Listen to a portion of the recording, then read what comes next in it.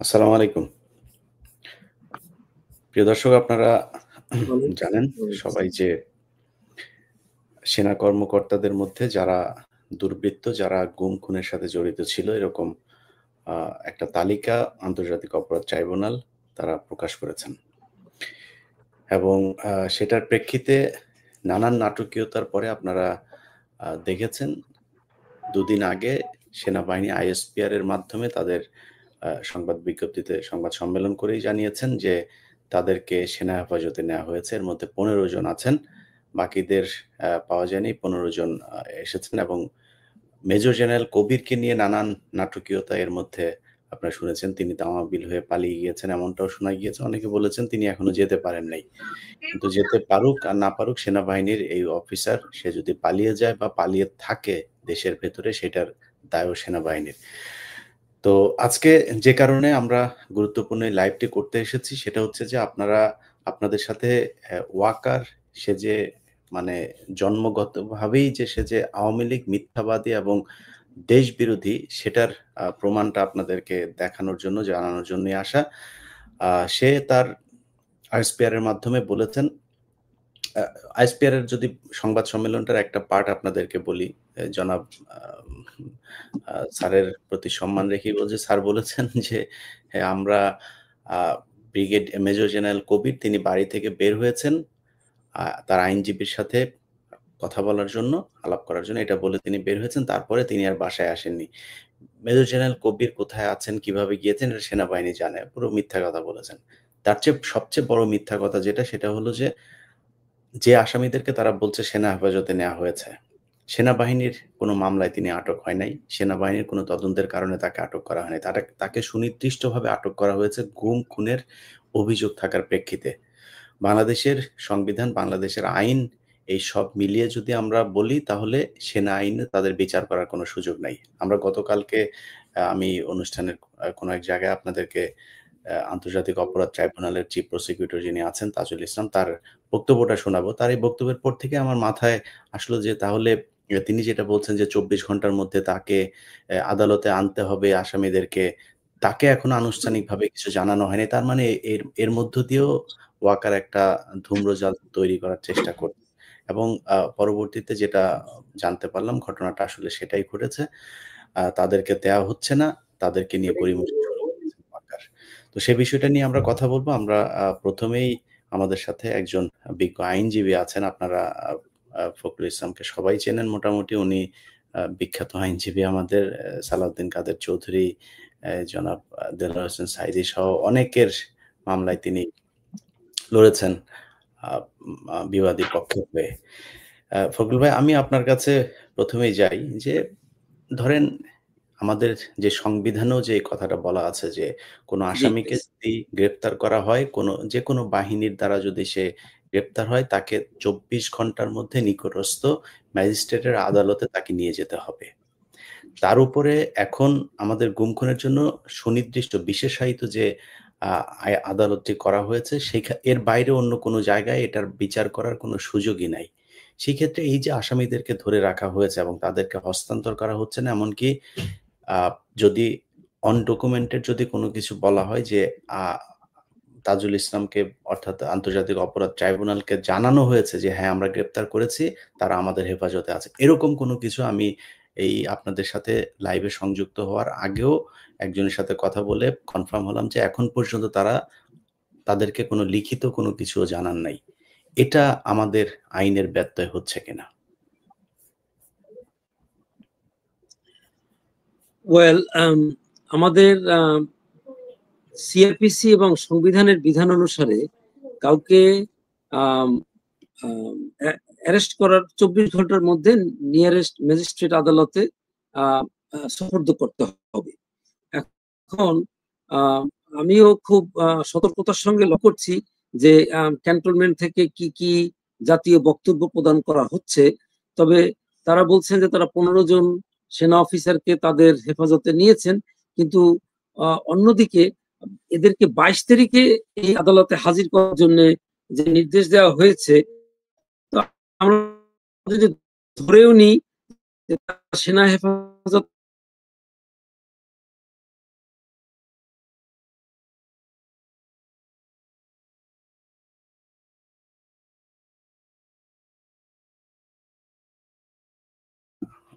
আমরা আইনজীবী মহোদয়ের কাছে আমরা একটু পরে আসি। যেহেতু এই ঘটনাটার সাথে ওতপ্রোতভাবে জড়িত ছিলেন আমাদের হাসিনুর রহমান বীর প্রতীক। স্যার আপনার কাছে যাই। আমরা তো নিশ্চয়ই আশা করেছিলাম, আমি আমার ব্যক্তিগত একটা বিষয় আপনাদের সাথে শেয়ার করি। আমি একটা ভিডিও তৈরি করেছিলাম। আমি ভিডিওটা রেকর্ড করেছিলাম একদম সেনাবাহিনীকে প্রচণ্ড রকমের প্রেস করে, যে তাদেরকে ধন্যবাদ, এবং সেনাবাহিনী আশা করি এর মাধ্যমে তারা তাদের ভুলগুলো শুধরে তারা জনগণের পক্ষে দাঁড়াবে। আমি সেই ভিডিওটা দেওয়ার আগেই এই ঘটনাগুলো যখন দেখলাম, ওই ভিডিওটা আমি হোল্ড করেছি। এটা দেওয়ার মতো সময় বোধহয় এখনো আসে নাই। এখনো মনে হয় সেনাবাহিনীর বিরুদ্ধে আমাদেরকে কথা বলতে হবে। আপনার আপনি এটার সাথে সেই শুরু থেকেই আছেন গুম-খুনের এই বিষয়গুলোতে। আপনার কাছে কি মনে হয়, এটা নিয়ে কি তারা নতুন করে কোনো ষড়যন্ত্র করবার চেষ্টা করছে কিনা? বিসমিল্লাহির রহমানির রহিম। ইলিয়াস ভাই, এখানে আসলে কোনো স্কোপ নাই। যখনই স্বীকার করতে আমাদের কাছে ফখরুল ভাই, আপনার কাছে আসছি আমরা আবারও। যখনই সেনাবাহিনী স্বীকার করছে আমার কাছে আছে, আমার হেফাজতে, তখন তাকে 24 ঘন্টার মধ্যে আদালতে হাজির করতে হবে। ওখান থেকে নেক্সট ডিসপোজাল আর বেশি কোথায় থাকবে? আদালত বলে নাই যে স্যার যেটা বললেন, ব্রিগেডিয়ার হাসান নাসির স্যার, যে 54 নম্বর ঘরটাকে সেল মানে ঘোষণা করা হয়েছে। আদালত তো নিয়ে যাওয়া হয় নাই। নেওয়ার পর আদালত বলবে তাকে জেলে নেওয়া হোক। এটা আদালতের সম্পূর্ণ এখতিয়ার। আদালত যদি মনে করে না বীরের কাজ করছে এই সেনা কর্মকর্তারা, জঙ্গি দমন করে শেষ করছে, যে জঘন্যতম কাজটা বীরের কাজ, তারা চাইলে আদালত ইচ্ছা করলে 5 স্টার হোটেলেও রাখতে পারে, কোনো সমস্যা নাই। এটা আদালত সিদ্ধান্ত নিবে তারা কই যাবে। এনে আবার তাজুল ভাইয়েরও কিছু করার নাই, আমাদেরও কিছু করার নাই, সেনাপ্রধানও কিছু নাই। সেনাপ্রধান না নেওয়া মানে হলো গিয়ে আইনের ব্যত্যয় ঘটতেছে। এই আইনের ব্যত্যয় ঘটা এটাও একটা অপরাধ, এবং ভালো অপরাধ। 24 ঘন্টার মধ্যে না নিলে তাকে যে কোনো ধরনের দণ্ড দিতে পারে আদালত। এই দণ্ড এমনও হইতে পারে এরকম জেনারেল কয়টা খালি খালি বাড়ি চলে যাবে। যেই দিন রায়টা ঘোষণা হয়েছে ওই দিন থেকে কারো চাকরি নাই, 15 জনে যারা চাকরিরত ছিলেন। সুতরাং তারা আর সেনা কর্মকর্তা না। তাদের প্রোটোকল কি হবে সেটা জিজ্ঞেস করতে পারে, বরখাস্ত না অবসর, তাও দেওয়া হয় নাই। এখন ওকার জেনারেল ওয়াকার এত বিজ্ঞ কেমনে হইলো আমি জানি না। তার কে এগুলি বুঝাইতেছে, বিপদ ডাকতেছে। তবে যেহেতু স্যার বললেন যে 54 নম্বর বিল্ডিং কে ঘোষণা করা হয়েছে, এই ঘোষণা দায় দায়িত্ব খরচ কে বহন করবে? এটা তো বহন করার কথা হোম মিনিস্ট্রির, অর্থাৎ জেল কর্তৃপক্ষ, আইজিপি প্রিজন, এবং ওইখানে গার্ড থাকবে আইজিপি প্রিজনের, নো সেনাবাহিনীর গার্ড, এবং জেল কোর্টের নিয়ম কানুন ওখানে প্রযোজ্য হবে যদি এটা করে থাকে 54 নম্বর বিল্ডিংটা। বাট আমি মনে করি দুঃখজনক। আমি প্রথম থেকে ছিলাম। আমি একটা কালকে রাতে মেসেজ পেলাম আর্মি স্যারের বিষয়, আর্মি স্যারকে যে অফিসারটা সহজমিনে যে গ্রেপ্তার করে নিয়ে আসা হয়েছিল সেটা হলো বিডিআর এর ওই জেনারেল আমিন। তার হয়তো 3 দিন পর মনে রিটায়ারমেন্টে যাবে। এখন এএফডি তে ছিল একটা, সে পালানোর চেষ্টা করতেছে, তার নাম ড্রপ করছে। আসলে আইন কানুন মোতাবেক এই অফিসাররা কোনোদিন, বহুবার জিজ্ঞেস করা হয়েছে আইসিটিতে নিয়ে ইন্টারোগেশনে, কোনো কথা বলে নাই। এখন যদি তারা এখানে থাকে কোনো কথা না বলে, এ দায় দায়িত্ব হোম মিনিস্টার নিতে হবে। অর্থাৎ ঢালাও বিচার হবে। ঢালাও বিচারটা কি হবে? যে কম অপরাধ করছে সে বেশি দণ্ড পেয়ে যাবেন। কারণ আপনারা তো অনুতপ্ত হন নাই, সেনাবাহিনী অফিসার অনুতপ্ত হয় নাই, এবং সেনাবাহিনীর এই যে একটা গর্হিত কাজ এটা বিশ্বাসই করে না, মনে করে দায়িত্ব পালন করছি। এই জায়গায় হলো সমস্যা। আপনারা খেয়াল করছেন কিনা, আইজিপি, আমাদের পুলিশের আইজিপি, সে কিন্তু কোনো সুবিধা পায় নাই, জেলে আছে।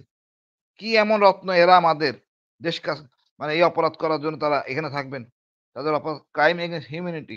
একটা হলো অপরাধ দেশের জন্য অপরাধ, যেটা হলো জেনারেল রেজাকুল হায়দার দেশের জন্য কাজ করতে দেয় অপরাধ যদি করে মানে তাকে তো আমরা ছাড় দেইনি।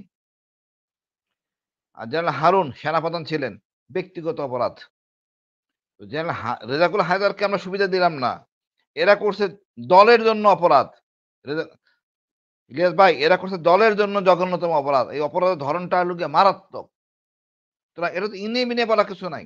তারপরে বলবো ইলিয়াস ভাই অপরাধ করছেন না জানি না বা না বুঝে, আদেশ পায় না করছে, আমরা আর্মির লোকরা আদেশ মানি, যাচাই করি না। কিন্তু আপনারা কি অনুতপ্ত না এখনো? এত কিছুর পরও কি আপনারা অনুতপ্ত না? মানে আমি লজ্জিত যে আপনারা এখন অনুতপ্ত হচ্ছে না, জনগণের কাতারে জনগণের পাস বুঝতেছেন না। আপনি যদি এই ক্যান্টনমেন্টের ভিতরে রাখেন, ছাত্ররা যদি কালকে আন্দোলন শুরু করে, তখন তো হোম মিনিস্টারের এসে টান পড়বে, তার পদত্যাগ চাই। তখন কই যাবে? এইগুলি বলা সিদ্ধান্ত নাই। হোম মিনিস্টার ওই গেজেট আদেশ করতে পারেন না, এটা অবৈধ আদেশ। এটা বিচারক বলবেন কোথায় থাকবে কি থাকবেন না, যদি কোনো সুবিধা দিতে হয়, অন্য কেউ না। এটা অ্যাবসলিউট বিচারক, এটা জুডিশিয়ালি ম্যাটার, এটা এক্সিকিউটিভ ব্রাঞ্চে মানে যারা ক্ষমতা প্রয়োগ করে তাদের ক্ষমতা না। যাই হোক ভাই, আমি মনে করি এটা আরো নেগেটিভ রিপারকেশন হবে। প্রতিদিনই এরকম চলবে সেনাবাহিনীর বিরুদ্ধে, সেনাবাহিনীকে জনগণের সামনাসামনি দাঁড় করে দিচ্ছে। আমার এত মনে খায়েশ কোন এদেরকে রাখার জন্য আমি জানতে চাই ওয়াকারের কাছে। উনি যে আমি জানতেন এই না, এখন প্রসঙ্গে আমরা। একটু বলতে পারি?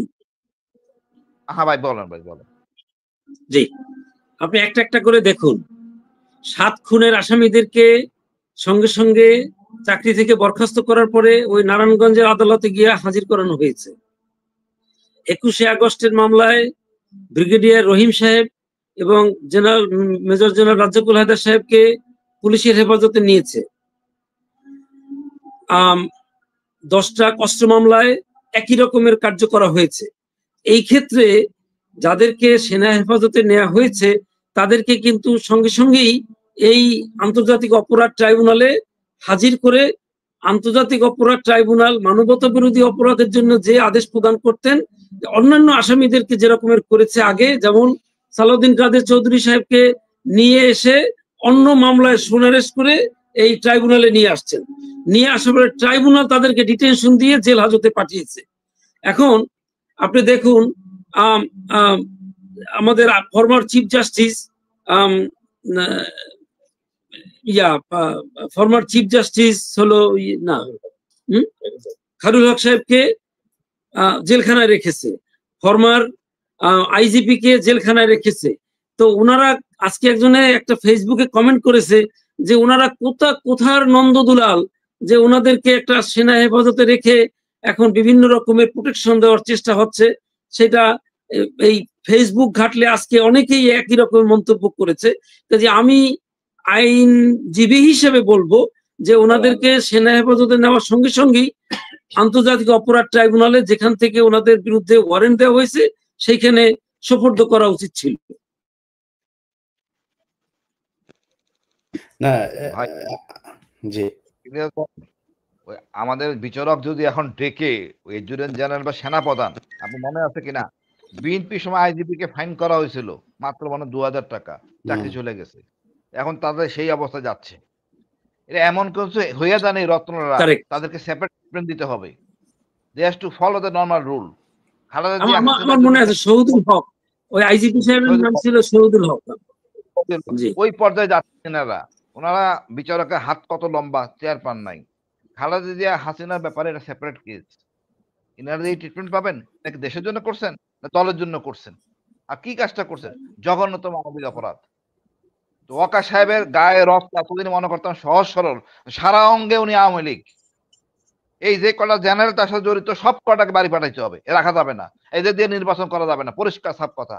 এদের দিয়া ইলিয়াস ভাই নির্বাচন করানো যাবে না। এরা দুষ্ট এবং এরা মানে অপরাধী। সুতরাং এদেরকে দিয়ে আমরা নির্বাচন করতে পারি না এবং এর দেশের জন্য ক্ষতি হবে। স্বরাষ্ট্র উপদেষ্টা বিতর্কিত হলেন যদি করে থাকেন কাজটা। ধন্যবাদ ভাই। না, এটা যে তারা যে বিচার করতে পারে না এটার প্রমাণ তো তারা আগেই রেখেছে। হাসান নাসির, ব্রিগেডিয়ার জেনারেল হাসান নাসির, আপনি এখনো কিছু বলেন নাই, বলেন। আপনার প্রিয় সেনাবাহিনীর সেনাপ্রধান যা করছে কেমন লাগছে আপনার কাছে? আনমিউট করেন স্যার, আনমিউট করেন। জেনারেল ওয়াকার বলেছিল যে ডক্টর ইউনূসকে সে বুকে পাথর বেঁধে মেনে নিয়েছে। আমার মনে হচ্ছে আমার বুকটাই পাথর হয়ে গেছে। আমার বুকে পাথর আর বাধা লাগে নাই। গত কয়দিন ধরে বা গত 1 বছর 2 মাস ধরে যে কার্যক্রমগুলো হচ্ছে, আমার নিজের বাহিনী, যে বাহিনীতে আমি সসম্মানে চাকরি করে এসেছি, হাসিন যে অবদান এই বাহিনীতে রেখে এসছে, শুধু এই বাহিনী না, পুলিশ, র্যাব, সবখানেই আমরা যেভাবে দেখছি বাহিনীর অধপতন, প্রতিটা ক্ষেত্রে গত আগস্টের সেই সময়কার দাবি যদি জেনারেল ওয়াকার মেনে নিত, আজকে সশস্ত্র বাহিনী বা সেনাবাহিনীকে এইরকম লজ্জাজনক পরিস্থিতি ফেস করতে হতো না। কিন্তু সেনাবাহিনী প্রধান এবং তার সাঙ্গপাঙ্গ, যেহেতু তারা আমাদেরকে তাদের শুভাকাঙ্ক্ষী মনে করে নাই, তারা তাদের পূর্বতন যারা মাস্টার ছিল, পলিটিক্যাল মাস্টার, তাদের অ্যাডভাইসে তারা চলছে, এবং তাদের যারা ল্যাসপেন্সার এখনো সরকারে আছে তাদের কথা মতো চলে কিন্তু আজকে তার এই অবস্থা। এবং সশস্ত্র বাহিনীকে একটা জনগণের সাথে, 18 কোটি জনগণের সাথে একটা বাহিনীকে কিন্তু আলাদা করে দাঁড় করেছে।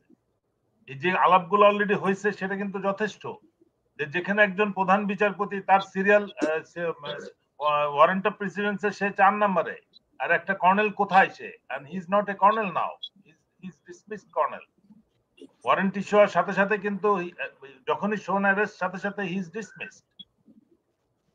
একটা ডিসমিসড কর্নেল হোক আর জেনারেল হোক, তাকে কোন প্রাধিকারের সেনাবাহিনী এই একটা বিল্ডিং এর মধ্যে রেখে সাবজেল ডিক্লেয়ার করতে চাচ্ছে? এটা একটা অনৈতিক কাজ।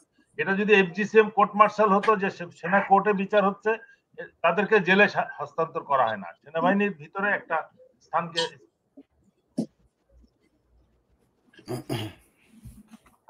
না, সাবজেলটা তো সাবজেল আপনি ডিক্লেয়ার করতে পারবেন আদালতে সুপর্দ করার পরে, আদালতের পারমিশনে সাবজেল ডিক্লেয়ার করতে আপনি পারবেন। যেমন ওই পয়েন্টে এখন আসি নাই, আমি শুধু মিলিটারি অ্যাসপেক্টে আসছি। যদি এটা মিলিটারি অ্যাক্টের আওতায় বিচার হতো, সেই ক্ষেত্রে ক্যান্টনমেন্টের ভিতরে এটা রাখা হয়, তাদেরকে কখনো সিভিল কাস্টডিতে রাখা হয় না। বাট এটা যেহেতু মানবতার বিরুদ্ধে অপরাধ এবং ইন্টারন্যাশনাল ক্রাইমস ট্রাইব্যুনাল কোর্টের ওয়ারেন্ট, এটা কিন্তু আদালত ডিক্লেয়ার করছে, এটা কিন্তু চিফ প্রসিকিউটর তার আদেশ না। আদালতের ডিক্লেয়ার্ড আদেশের পরিপ্রেক্ষিতে সেনাবাহিনী নিশ্চিত করেছে যে তারা অ্যারেস্ট করছে 15 জনকে, এবং আদালতের আইন অনুযায়ী, দেশের আইন অনুযায়ী, যেটা সবাই অলরেডি বলেছেন, 24 ঘন্টার মধ্যে পুলিশ কাস্টডিতে তাদেরকে হ্যান্ড ওভার করতে হবে। বাট আমার যেটা মনে হচ্ছে, হোম মিনিস্ট্রি স্বতঃস্ফূর্ত হয়ে সাবজেল ডিক্লেয়ার করছে, আর্মির দ্বারা ইনফ্লুয়েন্স হয়ে কিনা এটা যাচাই করার বিষয়। এটা নিঃসন্দেহে উনি যেহেতু প্রাক্তন সেনা কর্মকর্তা, সেই হিসেবে উনি করেছেন কিনা, আদালতের এই ব্যাপারে কোনো আদেশ আছে কিনা আমরা কিন্তু জানি না। তাহলে আদালতে তারা রিপোর্ট করার পরে তারা কোথায় থাকবে এবং সেটাকে সাবজেল করা হবে না জেলের ভিতরে রাখা হবে, এটা তো আদালতের কোর্টের মধ্যে ডিসিশনটা হবে। কোন পরিপ্রেক্ষিতে এটা হলো, এটা নিশ্চয়ই এটা আমাদের জনগণের জানার অধিকার আছে। আমরা কিন্তু এই দাবিটা করতেছি এখন জনগণ, আমি কিন্তু জনগণ হিসেবে জানতে চাচ্ছি, একজন ন্যায় বিচার প্রার্থী বাংলাদেশের নাগরিক। এই প্রসঙ্গে আমি একটু বলি, একজন আসামি যখন আদালতের আওতাধীন থাকবে, তার ওয়েলফেয়ার, মানে ওয়েলফেয়ার বলতে তার যদি কোনো চিকিৎসা লাগে, তার অন্যান্য যদি কোনো অসুবিধা হয়, পরিবারের সঙ্গে দেখা করা ইত্যাদি, জেল কোডে যে রকমের আছে, সেই অনুসারে আদালত আদেশ করতে পারবেন। যেমন আপনাদের মনে থাকবে নিশ্চয়ই 2007-8 সালে ম্যাডাম খালেদা জিয়াকে, তারা তো এখনো কোর্টে রিপোর্ট করে নাই, ওই পর্যায়টা আসবে তো এক্স্যাক্টলি।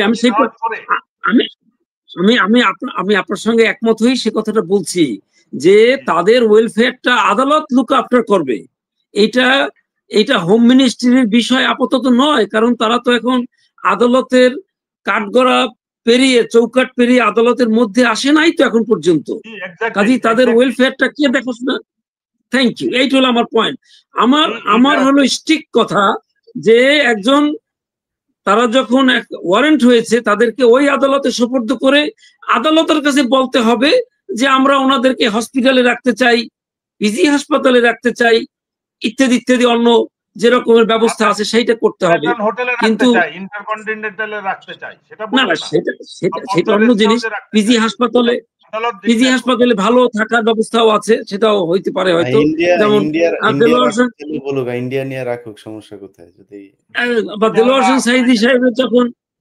হোসেন সাঈদী সাহেব যখন অসুস্থ হয়ে পড়লেন, তখন এই আন্তর্জাতিক অপরাধ ট্রাইব্যুনালের জজ সাহেবরাই এত হস্টাইল থাকার পরেও ওনাকে কিন্তু বার্ডেমে চিকিৎসার ব্যবস্থা করে দিয়েছিলেন সে সময়। কাজে ওয়েলফেয়ারটা আদালতের উপরে নির্ভর করবে।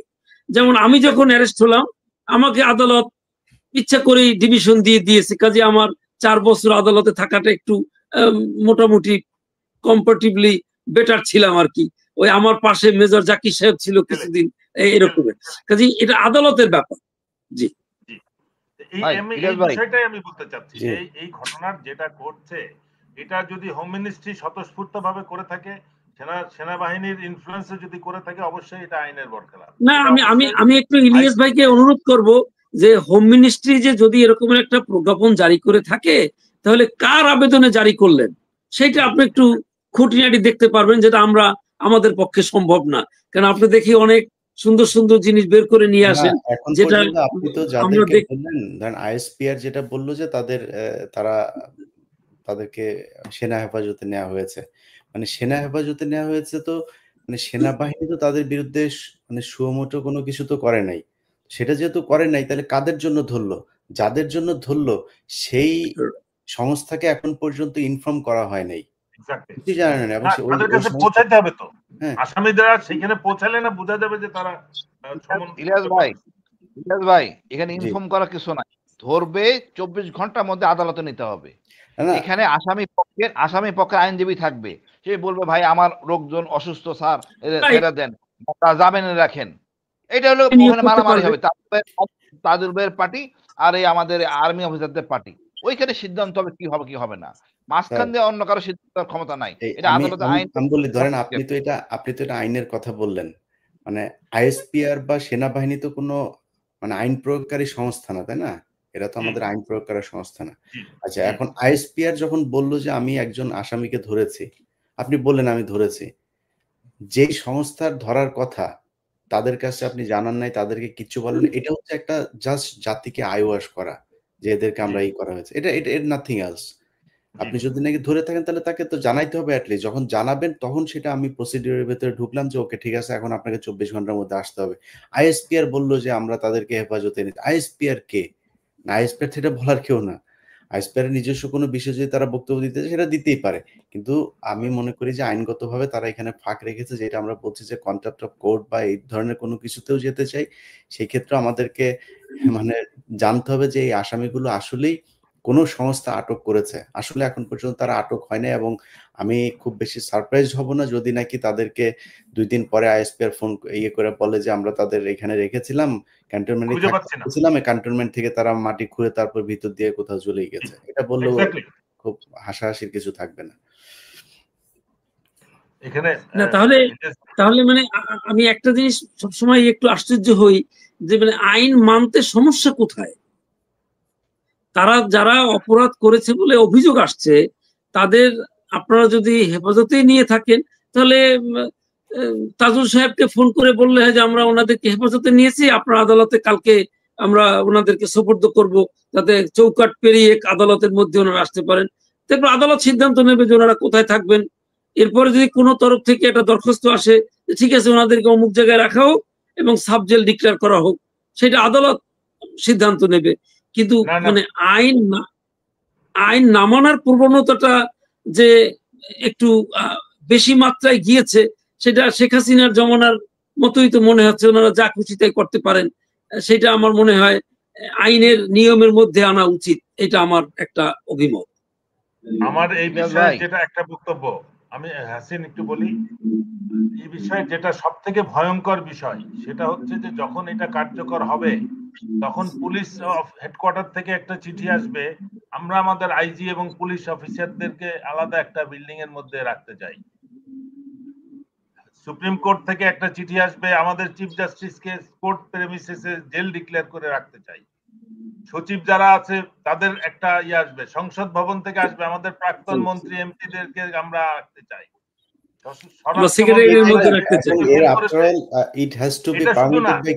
আগামীতে আপনি ওই রংপুর বা ভুরুঙ্গামারি ওখানকার একটা নেতা, রাজনৈতিক নেতাকে অ্যারেস্ট করবেন, সেও তাকে ধরে রেখে বলবে যে আমরা এখানে তারে রেখে সাবজেল ডিক্লেয়ার করেন। তারা আবেদন জানাইতেই পারে, বাট কোর্টের পারমিশন তো এটা পারমিট করতে হবে, তো কোর্ট তো অ্যালাউ করতে হবে। এটা একটা ভয়ঙ্কর প্যান্ডোরা বক্স খুলে যাবে। এটা কেবলমাত্র রাষ্ট্রপ্রধান বা সরকার প্রধানদের ক্ষেত্রে যে এক্সেপশনটা আছে, এর সাথে জন্য আছে বেগম জিয়া এবং হাসিনার জন্য আছে। এটাকে আমার মনে হয় ওই লেভেলের পরে আনলেই it will open Pandora box, এবং যেটা ম্যানেজ করা কোনোভাবেই মানে দেশটা চরম বিশৃঙ্খলার মধ্যে চলে যাবে। এটা কোনোভাবেই অ্যালাউ করা যাবে না। এটাকে অবশ্যই যে প্রত্যেক আইন যেহেতু সবার জন্য সমান, এটা তারা বিচারের কাঠগড়া ফেস করে নির্দেশকে নির্দোষ প্রমাণ করে আসুক, তারপরে দরকার হলে সরকারের কাছে কম্পেনসেশন ডিমান্ড করবে যে আমরা নিরপরাধ হওয়া সত্ত্বেও আমাদেরকে আসামি করে জেলে রাখা হয়েছে। এরকম করলে তো বাংলাদেশের তাছাড়া ওনাদেরকে বিশেষ সুবিধা দেওয়ার তো কোনো কারণ নাই। এখন পর্যন্ত বলা হয় না যে ওনারা কেউ অসুস্থ, ওনারা অসুস্থ এরকমের কথাও তো কেউ জানে না। আমার তো মনে হয় ওনারা সার্ভিং আর্মি অফিসার্স, মানে ভেরি ওয়েল। না ওইটা তো আলাদা কথা, বাট কোর্টে রিপোর্ট করার আগে, আসামিদেরকে কোর্টে প্রডিউস করার আগে কি করে সাবজেক্ট ডিক্লেয়ার হলো সেটা হচ্ছে সবথেকে বড়। রাইট, এইটা ইলিয়াস ভাই খুঁটিনাটি বের করতে পারবেন, আমি এটা দৃঢ় বিশ্বাস করি। এটা বের করার কিছু নাই ভাই, এটা অনুসন্ধান করার কিছু নাই। না, এটা হোম মিনিস্ট্রিতে বলতে হবে। আপনি যেহেতু খুব অনুসন্ধানী জার্নালিজমের মধ্যে আছেন, আপনার পক্ষে সমাজে আমি এটা পারবো না যাও না। এটা খুবই ট্রান্সপারেন্ট। জি আমি বলি, আমি ওখানে গেট থেকে আমি চলে এসেছি, ওইটা আমাদের বিজয় কেতনের পাশে যে অফিসার মেসটা 3 তলা রাখা হয়েছে, ওখানে মানে ওখানে রাখা আর্মি ডিউটি করতেছে, এটা নিয়ম কারণে। যখনই সাবজেক্ট ডিক্লেয়ার সম্পূর্ণ চলে যায় আইজিপি, মানে IGP prison, jail super, jail কারারক্ষী আসবে। এখন এর খাওয়া দাওয়া সব হবে কিন্তু ওই হোম মিনিস্ট্রির আন্ডারে, খাওয়া দাওয়া এক্সপেন্ডিচার সব এক্সপেন্ডিচার, কারেন্ট বিল, সবকিছু। কথা হলো না, এটা আমি একটু বলি, জেল কোড অনুসারে আসামিরা ওই কোর্ট যখন পাঠিয়ে দেয় তখন ওনাদের খাওয়ার টাকাটা আসে মানে ডিসির কাছ থেকে।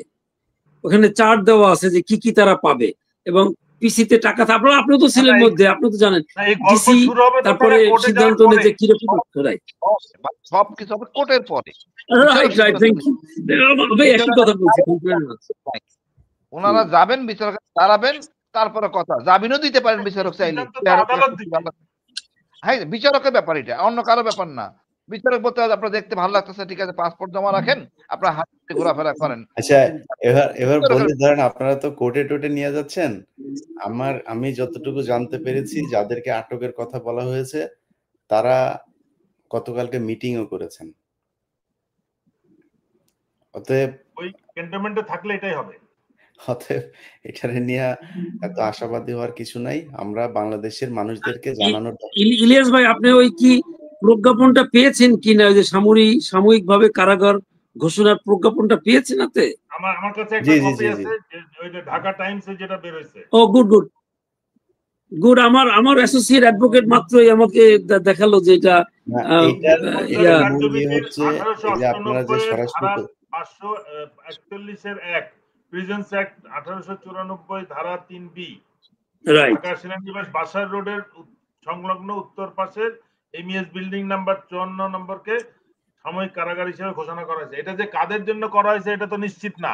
ইট could be for chief justice, it could be for those ministers and others. আমরা ওইটাকে কোন রকম প্রিজুডিস না ধরে আমরা বলবো যে যাদেরকে এই গুমের জন্য ওয়ারেন্ট জারির পরিপ্রেক্ষিতে যাদেরকে ওয়ারেন্ট ইস্যু হয়েছে তারা কোর্টে রিপোর্ট করার পরে কোর্ট তাদের সিদ্ধান্ত দিবে। Let us not think about it now. আমরা এই দাবিটাই থাকবে যে তারা কোর্টে যাবে নিয়ম মোতাবেক অন্যান্য সব আসামিদের মতো। চিফ ইলেকশন কমিশনারকেও তো কোর্টে হাজির করে তারপরে সিদ্ধান্ত হয়েছে।